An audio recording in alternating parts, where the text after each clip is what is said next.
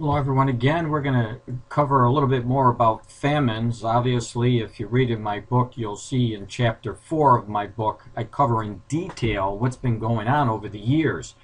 But right now we're going to go back to Revelation chapter 6, verse 6. And in Revelation chapter 6, verse 6, it says, "And then I heard what sounded like a voice among the four living creatures saying, a quart of wheat for a day's wages and 3 quarts of barley for a day's wages, and do not damage the oil and the wine." So again, people working all day long, a day's wages just for a quart of wheat. So we know for a fact something is going to happen to the food to drive those prices up. We've been seeing the birth pangs, as it says in Mark chapter 13 verse 8, the birth pangs of the last days, and this means that the prices of food will continue to go up like they have been, as I documented in my book.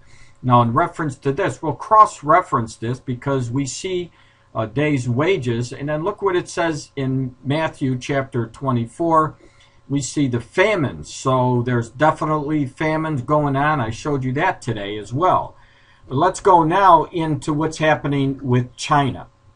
And this will relate prophecy, connect the dots for you.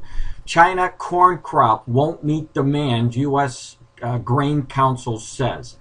And the Bloomberg, as of today, says China's world's second biggest corn consumer won't have enough supplies to meet the rise in domestic demand, even as farmers harvest a record crop, the U.S. Grains Council said after completing the 15th annual field tour.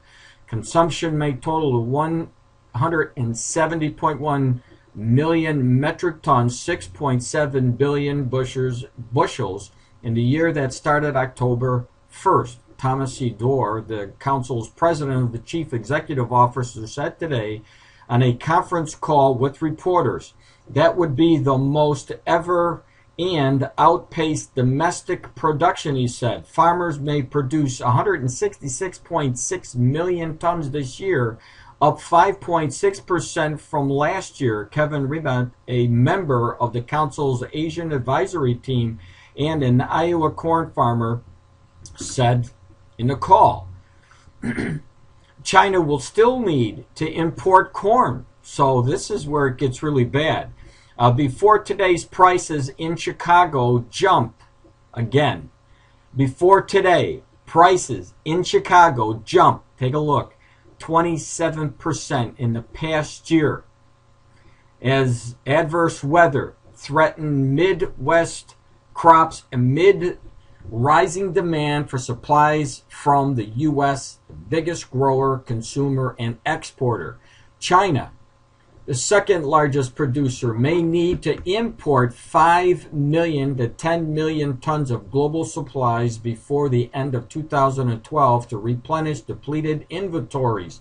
So things are getting bad, and when you mess around with the population that China has, China eventually will have to go find other sources of food. And we see in the book of Revelation China marching over the past the Euphrates River that will dry up, and that will be war in the book of Revelation as they determine what China will do. So, knowing that China is going to be playing a role in the book of Revelation, and also it is now playing a role because we see that famine is going to hit China in the near future, and it's already showing the signs of this now, where they can't even get enough wheat in there to take care of their people right now. It says farmers will harvest an average of 85.9 bushels of corn per acre from an estimated 76.35 million acres this year, up from among the 87.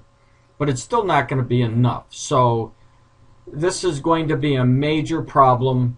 We see it happening. The prices are going up. This is what is indicated in the book of Revelation in chapter 6, verse 6. And again, it is a sign of the last days.